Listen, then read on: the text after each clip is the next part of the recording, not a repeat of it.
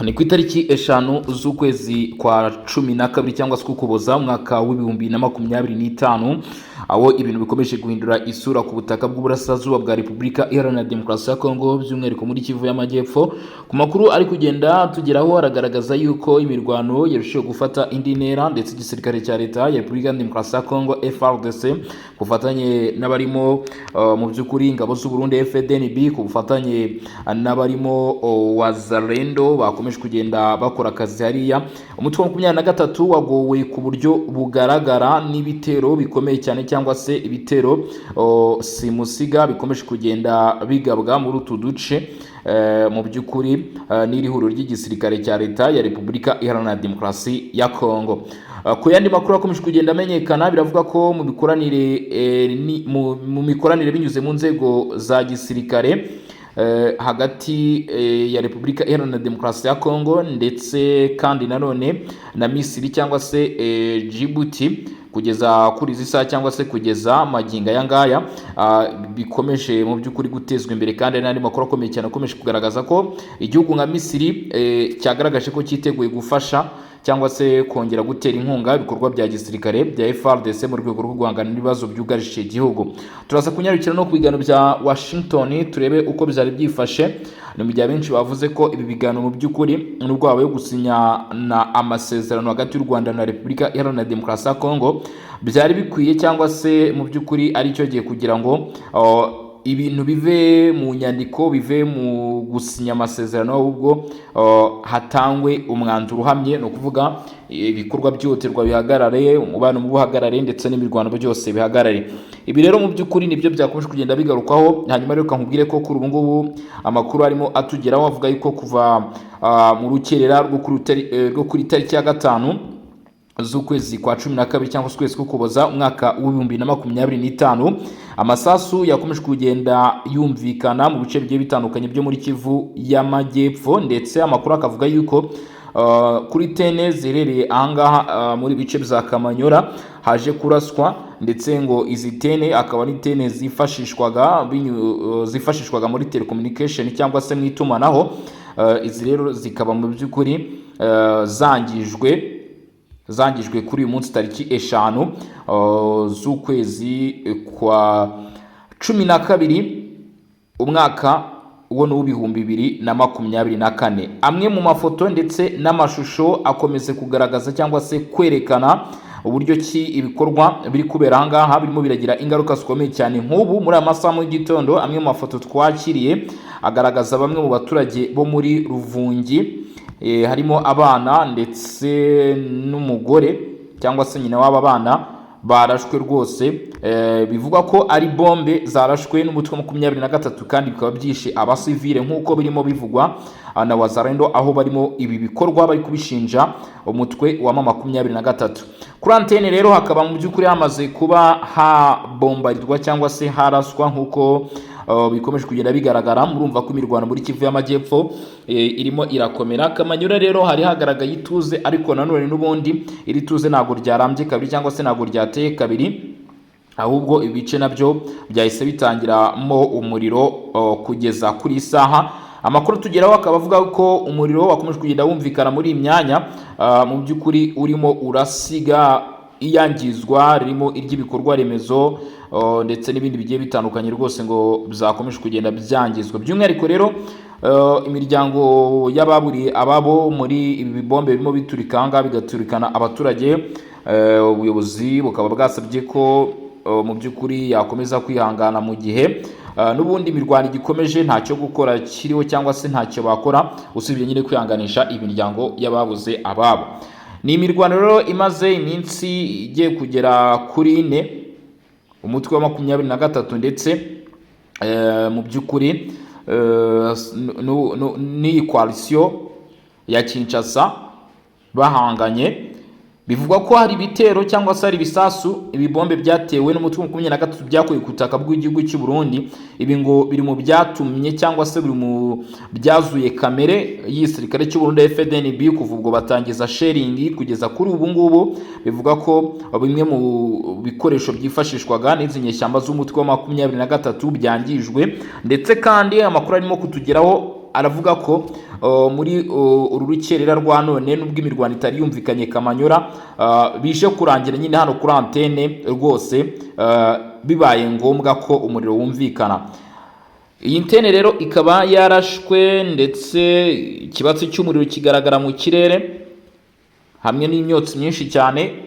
Ibyatumye rero abaturage bavuga ko kugeza kuri iyi saha mu by'ukuri ibijyanye n'itumanaho byo byamaze kuba byahagarara, guhamagarana, koherezanya amamesaje ndetse n'ibindi bigiye bitandukanye byose ahangaha muri aka gace byahagaze.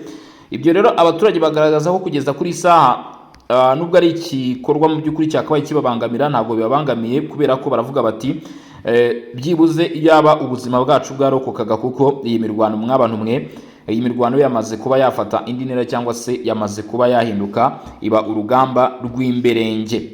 Ni ku butaka bw'Uburasirazuba bwa Kongo rero nk'uko mubyumva imirwano irakomeje, ndetse abenshi batekerezaga yuko ubwo ibiganiro byahuzaga Leta Zunze Ubumwe za Amerika ndetse n'u Rwanda byari bishyizweho umukono, benshi batekerezaga yuko mu by'ukuri ibintu byaba bihagaze cyangwa se imirwano yabigiye guhagarara, ariko ntabwo ariko byagenze. Ko kuri ubu ngubu Kamanyora ahanga muri teritwari ya Walungu haramukiye imirwano Chivanga.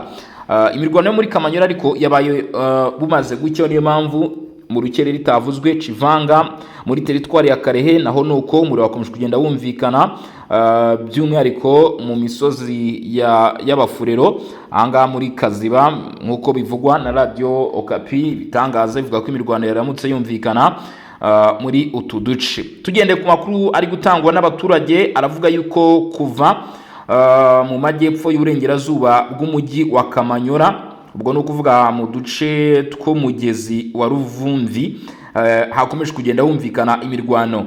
Ngo imirwano rero iri kuba ahangaha cyangwa se ikomeje kujya mbere muri teritwari ya Walungu, irimo iraba mu gihe hamaze iminsi humvikana ama atake agiye atandukanye. Ibi byose rero igisirikare cya leta ya Kongo kikaba kirimo kigenda mu by'ukuri kivuga ko umutwe wa 23 uri gutegura ibi bikorwa, ariko nanone uruhande rwa 23 narwo rukavuga ko ibi bikorwa byaba bigenda bitegurwa mu by'ukuri n'uruhande rwa guverinoma. Biraza kugenda bite? Reka unyemerere gatoya tubanze mu by'ukuri dusimbukire gatoya ku bijyanye n'iki kibazo kirimo kivugwa mu by'ukuri n'umutwe wa 23, abo bavuga ko ngo ibitero birimo bigabwa byose ngo birimo biragira ingaruka zikomeye cyane ku baturage, ngo kandi bikaba byakomeje kugenda birangwa mu bice bigiye bitandukanye. Ibi rero kuba mu by'ukuri kuba Kinshasa yaba ibihakana, bigaragaza ko mu by'ukuri harimo kwitana ba mwana, ariko amasezerano ya Doha akaba ategerejwe nk'agomba gutanga umusanzu mu kugeza ku iherezo ry'ibi bikorwa. Ni mu gihe benshi bavuga ko cyangwa se abakurikirana cyane ibiri kubera ku butaka bw'Uburasirazuba bwa Kongo bavuga ko nabyo hagaragara amahirwe menshi ko bishobora kudatanga umusaruro, mu gihe imirwano nk'iyi ngiyi ifite ubukana nk'ubu ngubu, ifite imbaraga nk'izi ngizi, ikomeje kugenda ijya mbere mu duce tugiye dutandukanye, hitana abaturage, bikorwa ku mpande zombi birangizwa, ndetse kandi igisirikare cy'u Burundi nacyo kigashimangira cyangwa se kikongera kwerekana ko kitazigera kihanganira kubona umutwe wa 23 ugaba ibitero ku gihugu cyabo. Ari nayo impamvu bavuga ko mu by'ukuri hagomba gufatwa n'izindi ngamba zikomeye cyane mu kurwanya umutwe wa 23, kuko imirwano iri kumvikana kuri bice bya Bugarama, Hakamanyura, Haruvungi. Igisirikare cy'u Burundi FDN biravuga ko cyashyizemo ingufu ziremereye cyane. Reka turebe ku bijyanye na Misiri ndetse na Repubulika Demokarasi ya Kongo. Misiri yaba yongeye kwemeza ko yiteguye gufasha Repubulika Demokarasi ya Kongo binyuze mu bikorwa bya gisirikare mu guteza imbere ibi bikorwa. Ni mu ruhande rw'inama mpuzamahanga y'ubwirinzi EDIX muri mwaka 2025, aho Minisitiri w'Intebe wungirije ushinzwe ingabo n'abahoze ari intwari muri Repubulika Demokarasi ya Kongo ku itariki enye Ukuboza, ni ku munsi w'ejo mwaka 2025, yagiranye ibiganiro bya mbere byihariye n'umugaba mukuru w'ingabo za Misiri akaba na Minisitiri w'ingabo General Abdallah Magadi Sankari. Ibiganiro byabereye mu Misiri bigamije gukomeza ndetse no gushimangira imikorere n'imikoranire ya gisirikare hagati y'ibihugu byombi. Mu biganiro byabo, Minisitiri w'ingabo wa Misiri yashimye imikoranire myiza ya gisirikare ibihugu byombi bimaze igihe bifitanye, yibutsa ko ifite ishingiro mu mateka y'ubufatanye bwa Misiri na Repubulika Demokarasi ya Kongo. yanasezeranyije ko igihugu cye cyiteguye ku rwego rwuzuye gufasha mu guhesha ijyambere ndetse no kongera kubaka ingabo za FARDC hashingiwe ku masezerano y'ubufatanye mu by'ingabo yashyiriweho umukono i Kinshasa ku itariki 25 Gicurasi 2022 ku buyobozi bwa Perezida Felix Antoine Tshisekedi Tshilombo wari umukuru w'igihugu n'ubundi akaba n'umugaba w'ikirenga wa FARDC kugeza na n'uyu munsi. Impande zombi zemeranyije gukomeza guhura ndetse no gusuzuma ibyerekeye ubufatanye biciye muri komisiyo iriweho n'ingabo z'ibihugu byombi hagamije kureba ibyo FARDC ikeneye by'ingenzi birimo amahugurwa yihariye, ubufasha mu bya tekinike, kongera ubushobozi bw'imirwano ndetse no kuvugura ibikoresho by'ingabo, byose bikajyana n'amavugurura ari kuba muri FARDC muri iki gihe.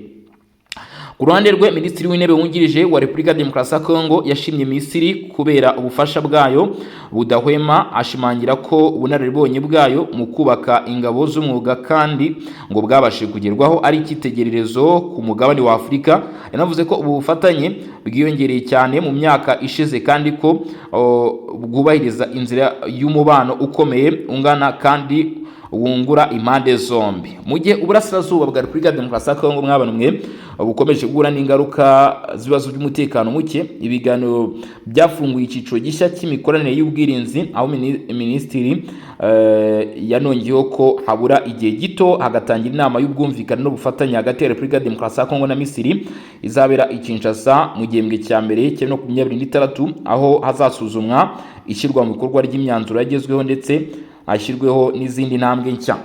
Yongeye kandi kwibutsa ko ubufatanye bwa gisirikare bwa Repubulika Demokarasi ya Kongo bushingiye ku muryango mugari w'abafatanyabikorwa batandukanye, bukaba ushingiye ku miterere y'igihugu, ku bwigenge bwacyo ndetse no ku bitekerezo n'ubuyobozi bw'igihugu. Umubano wa Misiri na Kongo mu by'umutekano watangiye ryari? Ubufatanye bwa Misiri na Repubulika Demokarasi ya Kongo mu by'umutekano bwatangiriye neza ahagana mu myaka y'1960 nyuma gato y'ubwigenge bwa Kongo, ariko ubufatanye bwagutse cyane mu bitatu by'ingenzi ngiye kuba nakugezaho cyangwa se muri periode eshatu ariko ndende, nibwo ubu bufatanye hagati ya Repubulika Demokarasi ya Kongo bwagutse ndetse burushaho kubamo ibikorwa by'iterambere. Hari igihe cya Perezida Jamal Abdel Nasser kuva mu 1960 kugeza mu 1970, ni igihe cy'imyaka 10 yose ku butegetsi bwa Gamal Abdel Nasser niwe wayoboraga iki gihugu cya Misiri. Misiri yari mu bihugu bishyigikira ubutegetsi bwa Patrice Lumumba, aho yatangiye guha Kongo ubufasha mu bya diplomasi ndetse no kwimakaza ubwigenge. Igihe cya kabiri cyangwa se periode ya kabiri ni ku ngoma yo bita Hosni Mubarak kuva mu 1980 kugeza mu 2011.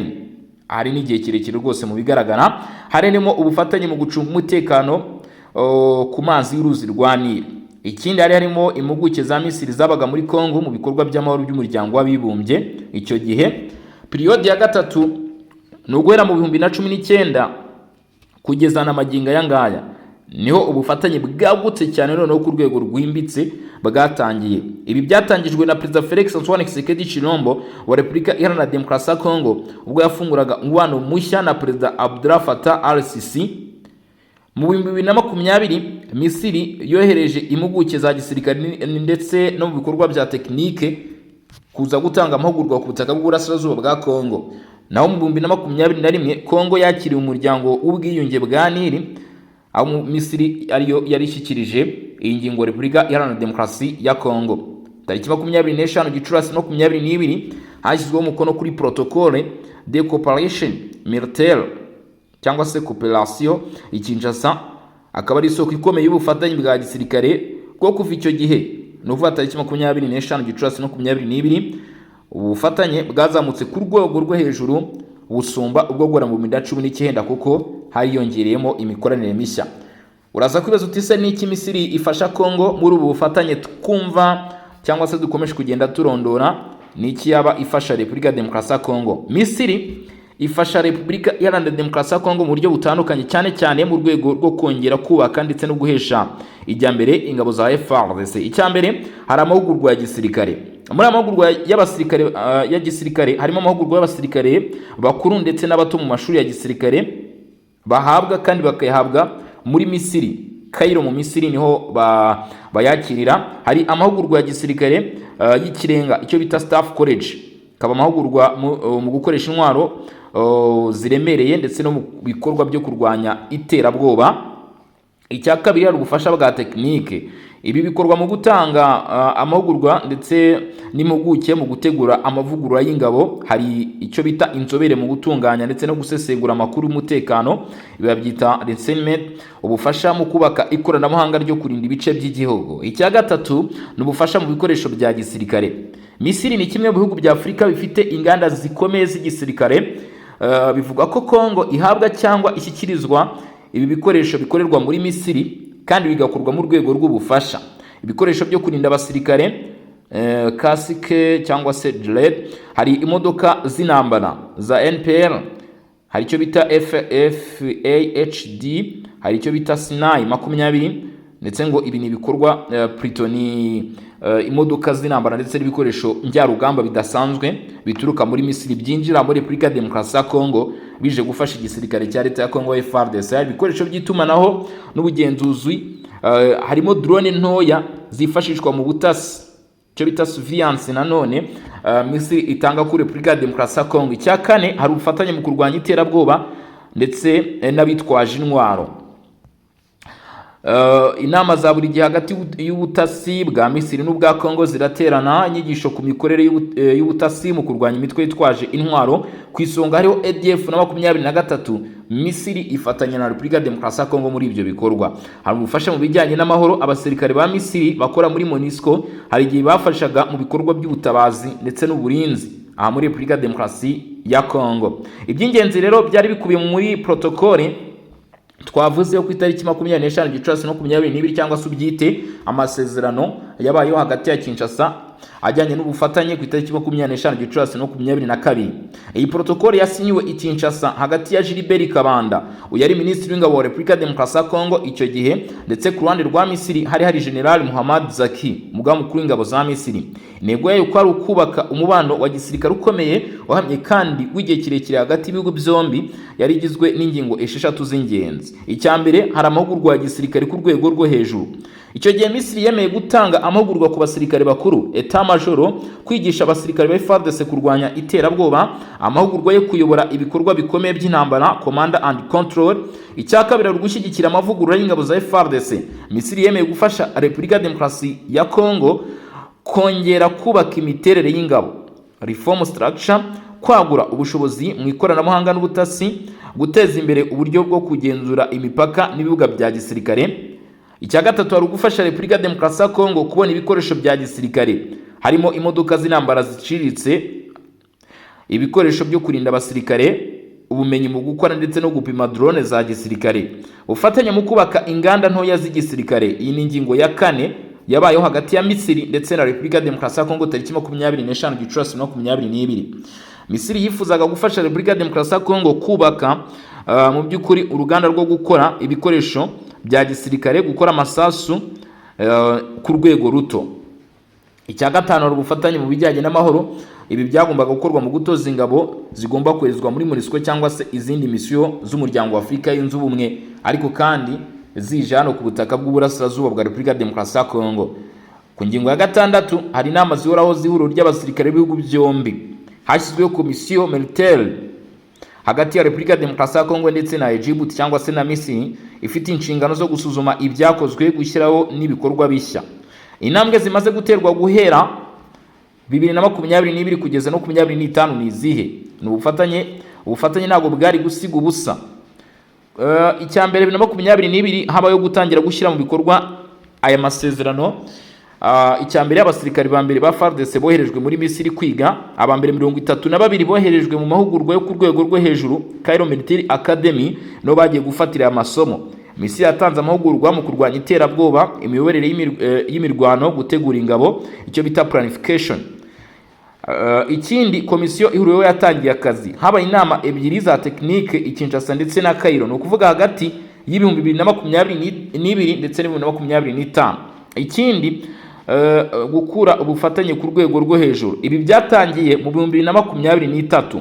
Misiri yoherereje Repubulika Demokarasi ya Kongo ibikoresho bike kuva mu 2023, nubwo bitatangajwe cyane ku mugaragaro. Amakuru yiza bagaragaza ko Repubulika Demokarasi ya Kongo yakiriye imodoka z'intambara ziciriritse ibikoresho byo kurinda abasirikare ndetse na kamera z'uburinzi ku mipaka. Misiri yohereje impuguke muri FARDC. Abahanga 14 boherejwe mu mashami atandukanye FARDC harimo G2, harimo Génie Militaire ndetse na Transmission. Abatekinisi bafashije gusanura ibikoresho byari byarangiritse baturutse muri Misiri baje hano muri Republika Demokarasi ya Kongo, kandi bivuga ko byatanze umusaruro ku rwego rushimishije. Ikindi, kuva mu 2024 kugeza 2025 habayeho kwagura ubufatanye mu by'imyitozo ndetse n'ubutasi. Republika Demokarasi ya Kongo yatumirwaga mu myitozo mpuzamahanga ya Misiri. FARDC yitabiriye imyitozo irimo ya Bright Star 2024 mu butayu bwa Sinai. Ibi byongereye ubunararibonye bw'ingabo, hari guhura n'ibitero byo mu misozi, habayeho guhugurwa kurwanya imitwe yitwaje intwaro irimo nka ADF cyangwa 23. Ikindi ni ubufatanye mu butasi. Misiri yatangiye gusangira amakuru ku mikorere y'imitwe yitwaje intwaro mu karere, uburyo bwo gukurikirana intwaro zinjira muri Republika Demokarasi ya Kongo. Ubwo bufatanye bwabaye ingenzi mu rwego rwo gukomeza gucunga umutekano mu bice bya Kivu y'Amajyaruguru, nubwo kugeza na n'uyu munsi imirwano imeze nabi. Uyu mwaka no 2025 tugenda tugana ku musozo, ubufatanye bugeze ku rwego rw'ejuru kandi rushimishije. Uyu mwaka Misiri yateye intambwe nini mu gufasha Republika Demokarasi ya Kongo, harimo kongera umubare w'abasirikare ba FARDC boherezwaga kwiga muri iki gihugu. Nakubwiye ko igeze koherezwa abasirikare 32, ariko kuri inshuro muri uyu mwaka no 2025 hoherejwe abasirikare barenga cyangwa se basaga 120 boherejwe mu mahugurwa atandukanye, harimo abiga ibijyanye no kuyobora ingabo, kurwanya iterabwoba, gukoresha indege zitagira abadereve zizwi nka drone, ibizamini by'ikoranabuhanga rya gisirikare ndetse n'ibindi. Ikindi ari ugukomeza guhabwa ibikoresho mu buryo bw'ibanga mu rwego rwo kubahiriza amasezerano y'umutekano. Ibyinshi ntibiratangazwa ku mugaragaro, ariko amakuru y'abinjira n'abasohoka agaragaza ko hari imodoka nshya z'intambara Misiri yahaye Republika Demokarasi ya Kongo. Hari ibikoresho by'itumanaho by'igisirikare byakiriwe mu mpera za 2025. Inama yo mu rwego rwo hejuru y'ubufatanye i Cairo yatanzweho ishimwe ko FARDC yatangiye kongera ubushobozi bwo kwirwanaho. Misiri ikomeza gutanga ubufasha kugeza 2026 ndetse no hejuru yaho. Mu 2026 barimo barategura icyo bita dialogue strategique izabera i Kinshasa, igomba gusuzuma ibyo bamaze kugeraho, ibyo FARDC ikeneye byihutirwa, uburyo bwo gukomeza kuvugurura ingabo. Aha niho Misiri na Republika Demokarasi ya Kongo babera akaga. Mu by'ukuri rero ku bigaragara cyangwa se mu makuru y'ingenzi agaragara, bigaragaza ko mu by'ukuri ibi byose bigenda bitanga umusaruro, kandi hari intambwe imaze guterwa ishimishije hagati ya Misiri na Republika Demokarasi ya Kongo. Ku bijyanye n'ibiganiro byahuzaga u Rwanda ndetse na Republika Demokarasi ya Kongo byari birimo bibera muri Leta Zunze Ubumwe za Amerika, ndetse byateweho intambwe dore ko hari amasezerano yaje gusinywa. Kugeza ku isaha umuryango wa Afurika yunze ubumwe wasohoye itangazo uyobowe na His Excellency Muhammad Ali Yusuf.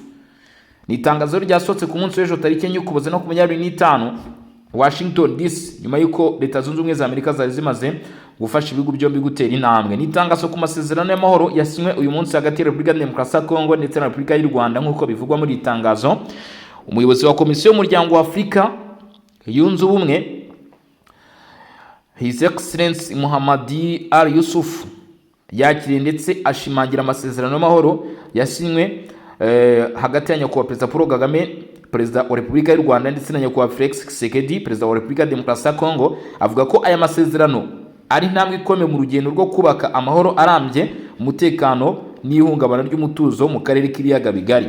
Umuyobozi wa komisiyo yashimye kandi anenga ubufasha bw'ingirakamaro bwatanzwe na Leta Zunze Ubumwe za Amerika, harimo no kuba Perezida Donald Trump ubwe yaragize uruhare rugaragara rwafashije kugera kuri iyi ntambwe. Yanashimye kandi Leta ya Katari kurari rwayo muri diplomasi ndetse no kuba yiteguye gushyigikira ibikorwa bigamije amahoro biyobowe n'ibihugu bya Afurika. Umuyobozi wa komisiyo waruherekejwe n'abandi bakuru b'ibihugu bya Afurika mu gutangamira isinywa ry'amasezerano i Washington DC, yashimiye ubuyobozi n'ubushake bukomeye bwatumye aya masezerano abasha kugerwaho. Yashimiye by'umwihariko Perezida Faure Gnassingbé wa Togo kurari rwe mu biganiro byagejeje aho Perezida João Lourenço wa Angola kurari rwe mu biganiro byo mu minsi yashize, ndetse uyu wa Togo mu by'ukuri ni umwe mu bari bakurikiranye cyangwa se mu barebereraga ibi bibazo ndetse n'ibindi bikorwa byunganira byakozwe n'abayobozi b'umuryango wa Afurika y'Uburasirazuba EAC n'umuryango w'iterambere rya Afurika y'Amajyepfo SADC. Uyu His Excellency Muhammadi Yusufu yasabye impande zose kuzuza neza ndetse no gushyira mu bikorwa amasezerano haba mu magambo ndetse no mu bikorwa kugira ngo iyi ntambwe ibe umusingi w'ubwiyunge, imikoranire y'akarere ndetse n'amahoro arambye. Komisiyo y'umuryango wa Afurika yemeje ko yiteguye gukomeza kuba hafi y'impande zombi n'imiryango y'akarere mu gushyigikira iki gikorwa cy'ingenzi ku nyungu z'abaturage ba Repubulika ya Demokarasi ya Kongo, u Rwanda ndetse n'umurongo mugari. Ibi rero bikaba byashyizwe ahagaragara na Bwana Nuru Muhammadi Sheikh, umuvugizi w'umuyobozi wa Komisiyo y'umuryango wa Afurika, ndetse n'ubutumwa ushobora gusanga kuri email sheikh@africanunion.org. Bikaba byakorewe Addis Ababa muri Ethiopia nk'uko bigaragara, ndetse bikaba byanyuze mu muryango wa Afurika yunze ubumwe. Sawa wenyine gusa hari n'izindi mbuga zigiye zitandukanye kuri website www.eau.int, nawe ushobora kubonaho ibijyanye n'iri tangazo cyangwa se ibikubiye muri iri tangazo turimo tukugezaho. Reka mabwire nti rero mwakoze cyane kudukurikirana, mwakoze cyane kubana natwe kugeza kuri uyu munota, ubwo twari turimo tureba mu by'ukuri uko byifashe kugeza magingo aya ngaya. Rero mwari mudukurikiranye muri mu bice bigiye bitandukanye, Burundi, Repubulika ya Demokarasi ya Kongo, Uganda, mu Rwanda, hanze ya Afurika. Mwese mudahwema kutugaragariza ndetse no kutwereka ko mudukurikiranye, ndabashimiye cyane. Yari Bosco umutaramo cyane, nkubitsa ko yari Region Info, aho tubana umunsi ku wundi tureba uko ibintu biba byifashe. Ntucikwe, ntujye kure, kanda subscribe cyangwa se sabone kugira ngo tuze kurushaho kubana muri gahunda z'amakuru n'ibiganiro kuri uyu munsi. Ciao ciao, hasta la vista.